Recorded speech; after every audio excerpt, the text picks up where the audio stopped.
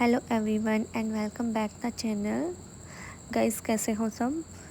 तो आज के इस वीडियो में हम एक पीपीटी देखेंगे जो कि मलेरिया के ऊपर है।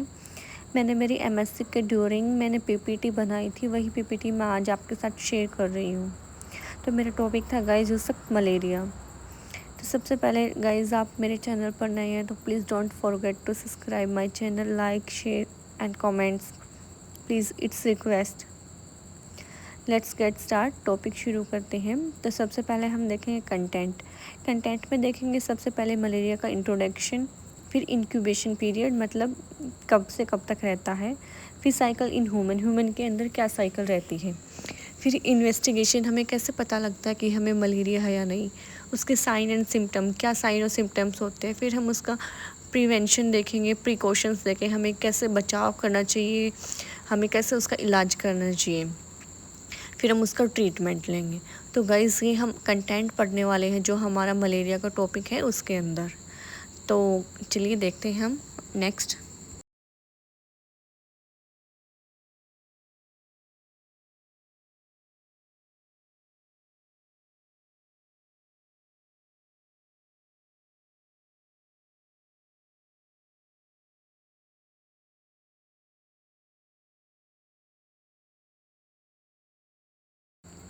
तो गाइस हम इसका इंट्रोडक्शन देखें। जो मलेरिया है वो मॉस्किटो जो बोर्नी फेब्राइल डिजीज़ है उसको कोज करता है। मलेरिया पैरासाइट के द्वारा ये कोज होता है जो मलेरिया है। इसमें माला means bad aria means air गिर, ठीक है। ये एक प्रोटोजोअल डिजीज़ होती है। ये कोज करता है मतलब कि प्रोटोजोआ जीन फैमिली का मेंबर जिसको प्लाज्मोडियम बोलते हैं। ये वाइड स्प्रेड ग्रुप और जो स्पोरोजोन्स होते हैं और जो पैरासाइट्स होते हैं वो अफेक्ट करते हैं किसको, जो ह्यूमन लीवर को होते हैं और जो रेड ब्लड सेल्स होती हैं, ठीक है उसको। मतलब कि एक पैरासाइट है हमारे ब्लड के अंदर एंट्री करता है, वो हमारे जो ह्यूमन का लीवर होता है, जो हमारे ब्लड सेल्स होते हैं उनको इफ़ेक्ट करता है। ओके।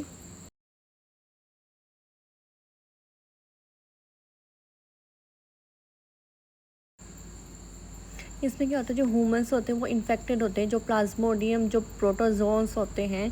जब जो फीमेल एनाफिलीज मॉस्किटो होती है वो वाइट करती है, जो फीमेल एनाफिलीज मॉस्किटो है वो एज ए वेक्टर काम करती है, ठीक है। फिर हमें सिम्टम्स देखते हैं। हमें within a week symptoms देखने शुरू हो जाते हैं, किसी किसी में मंथ्स भी लग जाता है, ठीक है।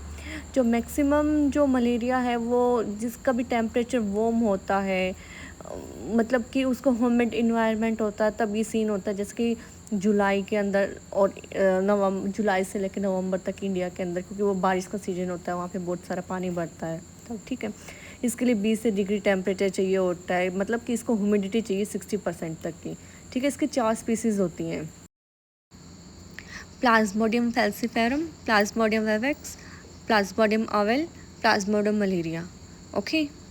नेक्स्ट हम देखेंगे इसका इंक्यूबेशन पीरियड। अब हम देखेंगे मलेरिया का इंक्यूबेशन पीरियड। जो प्लाज्मोडियम फैल्सीफेरम होता है वो 9 से 14 दिन के अंदर हो जाता है। जो वर्वेक्स होता है वो 9 से 17 दिन के अंदर, ओवल है वो 17 से 18 दिन का टाइम लेता है, और जो मलेरिया है वो 18 से 40 दिन का समय लेता है। ओके गाइस, ये जो फीमेल एनाफिलीज मॉस्किटो होती है वही इसका वेक्टर होती है। वो ब्लड सक करती है, अपना जो लार्वा होता है वो ब्लड के अंदर छोड़ देती है। ह्यूमंस के अंदर वो इवेंट शुरू होते हैं जब मॉस्किटो उसको काटता है तब। जो आदमी होता है, जो मैन होता है, वो इंटरमीडिएट होस्ट होता है, और जो मॉस्किटो होता है वो डेफिनेटिव होस्ट होता है, मतलब उसको काटता है इंटरमीडिएट होस्ट, वो इंसान के ऊपर काट रहा है।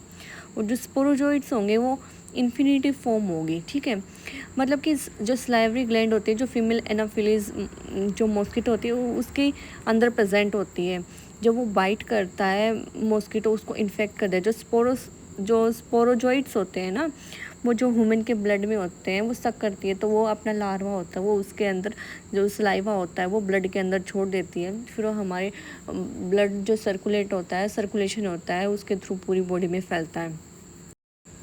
मतलब ये मलेरिया की लाइफ साइकिल देखते हैं कि हमें कैसे इफ़ेक्ट करता है, ठीक है। पहले पर्सन को काटेगा, उसके लीवर सेल्स में जाएगा, वो इन्फेक्ट हो जाएगा।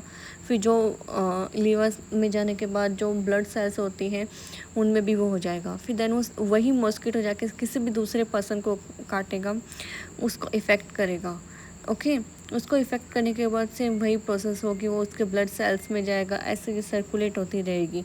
मतलब कि 1% टू अनदर पर्सन भी मलेरिया स्प्रेड होता रहता है कि मॉस्किटो इसको बाइट किया, फिर नेक्स्ट बंदे को बाइट करेगा। मतलब कि प्रोसेस ऐसे होती रहती है।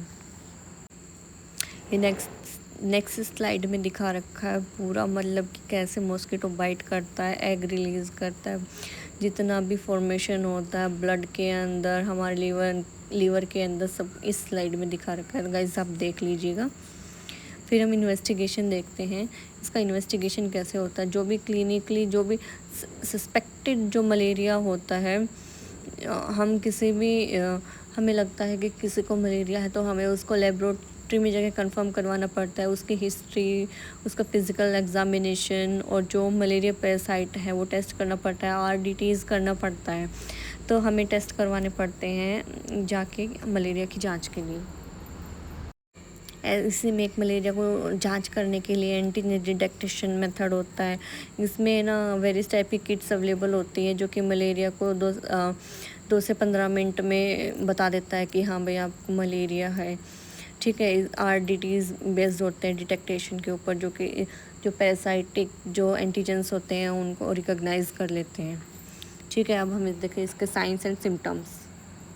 साइंस और सिम्टम में जैसे कॉमन ही होते हैं, जैसे हेडेक होना, कोमा, बैक पेन, मतलब कि ड्राई कफ होना, फीवर होना, स्वेटिंग होना, जो स्प्लीन होता है वो इनलार्ज हो जाता है, जो नेज़िया हो जाता है, हमें वॉमिटिंग होती है।